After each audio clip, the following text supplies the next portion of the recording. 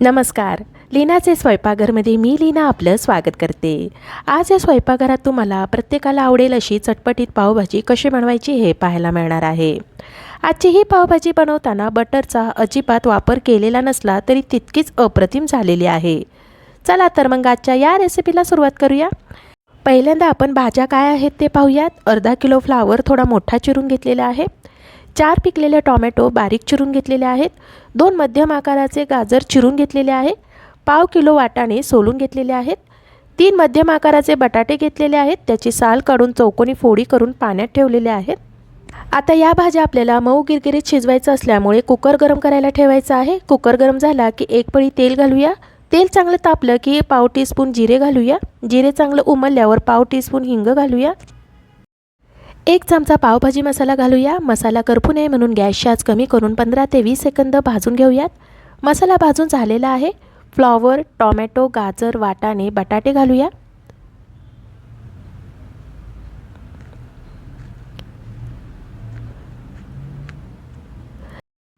सगळ्या भाज्या घालून झाल्यानंतर गॅसची आच मोठी करायची आहे आणि भाज्या मसाल्यामध्ये छान परतून घ्यायच्या आहेत.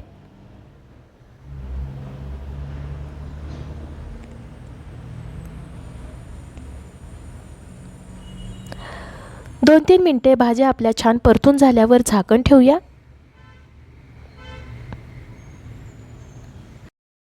1-2 मिनिटे झाल्यावर झाकण काढून हलवून घेऊयात. भाज्या परतलेल्याचा वास छान सुटलेला आहे.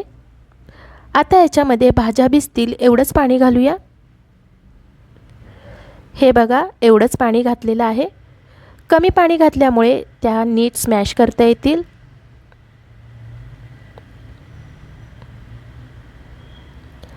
मोठं मीठ घालूया. हलवून घेऊया म्हणजे मीठ सगळीकडे पसरेल. कुकरला झाकण लावून गॅसच्या मोठ्या आचेवर 3 शिट्ट्या करून घेऊयात.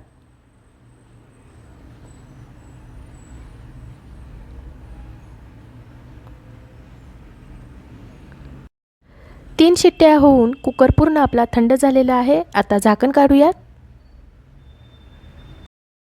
बघा, भाज्या आपल्या छान मऊ शिजलेल्या आहेत. आता भाजी बनवायला घ्यायच्या अगोदर स्मॅशरने स्मॅश करून घ्यायची आहे. जेवढी भाजी स्मॅश होईल तितकीच ती टेस्टी होते.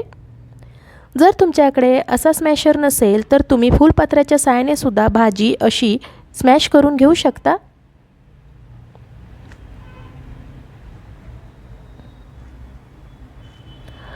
कढईमध्ये 2 पळी तेल घालूया. तेल चांगलं तापून घ्यायचं आहे. सुरुवातीला सांगितलं आहे की मी पावभाजीसाठी बटरचा उपयोग केलेला नाही आहे. त्याच्याऐवजी मी घरी बनवलेलं ताजं लोणी घालणार आहे. साधारण 2 चमचे लोणी घातलेलं आहे. लोणी वितळून घ्यायचं आहे. लोणी आपलं छान वितळलेलं आहे. 2 मोठे कांदे एकदम बारीक चिरून घेतलेले आहे. कांदा घालूया.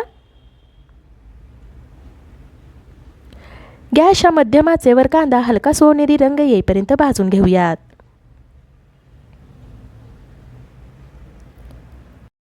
सात ते 8 मिनिटांनंतर कांद्याला हलका सोनेरी रंग आलेला आहे. 1 चमचा आले लसूण पेस्ट घालूया.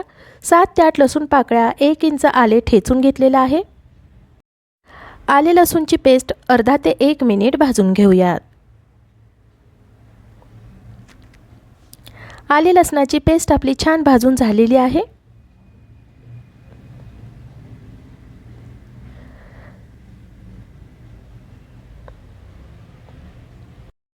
चार मध्यम आकाराची ढोबळी मिरची घेतलेली आहे. मिरचीच्या आतील बिया काढून बारीक चिरून घेतलेली आहे. बारीक चिरल्यामुळे ती लवकर भाजली जाईल. भाज्यांसोबत मिरची घातली की तिचा उग्र वास भाजी खाताना जाणवतो, म्हणून ती अशी तेलामध्ये चांगली भाजून घ्यायची आहे. असं भाजल्यामुळे तिचा उग्र वास कमी होईल. मिरची भाजत आहे तोपर्यंत भाजी आपण आणखीन स्मॅश करून घेऊयात.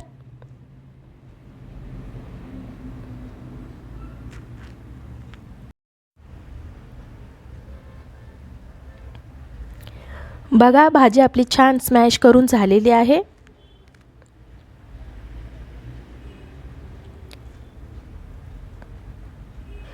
आपली ढोबळी मिरची पण छान परतून झालेली आहे.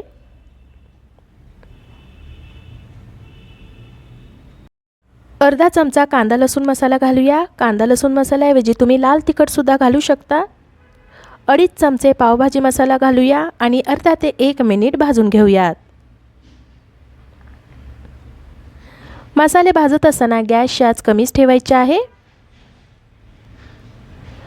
मसाले भाजलेल्याचा वास छान सुटलेला आहे। आता याच्यात स्मॅश केलेली भाजी घालूया आणि मिक्स करून घेऊयात। सर्व भाजी घालून झाल्यानंतर ती खूप दाट वाटत असल्यामुळे याच्यात आवश्यकतेनुसार गरम पाणी घालूया।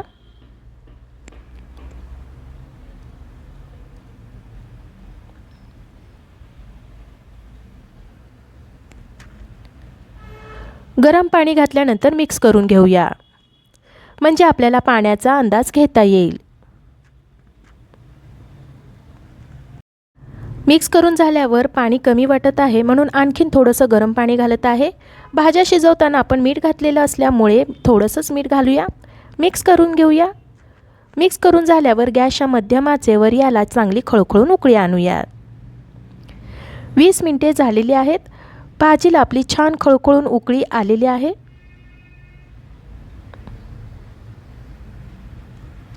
विकतच्या पावभाजीमध्ये खाण्याचा रंग असतो, पण आपण इथे रंगाचा वापर केलेला नाही आहे। मसाला कमी वाटत होता म्हणून अर्धा चमचा आणखीन पावभाजीचा मसाला घालत आहे। मिक्स करून घेऊया। आणखीन 5 मिनिटे उकळून घेऊयात। 4 ते 5 मिनिटे झालेले आहेत। भरपूर बारीक चिरलेली कोथिंबीर घालूया आणि अर्धा लिंबूचा रस पिळून घेऊया। लिंबूचा रस घालून मिक्स करून याला एक उकळी आणूया। उकळी आली की लगेचच गॅस बंद करायचा आहे, म्हणजे आंबट चव टिकून राहील। अर्धा ते 1 मिनिटातच भाजीला चांगली उकळी आलेली आहे। आता गॅस बंद करूया। आता पाव भाजून घेऊयात। पॅनमध्ये लोणी घालूया। लोणी उलटण्याच्या साहाय्याने पॅनवर पसरून घेऊयात। लोणी वितळल्यावर थोडीशी भाजी घालायची आहे। बारीक चिरलेली कोथिंबीर घालूया। पाव ठेवून दोन्ही बाजूने छान भाजून घेऊयात।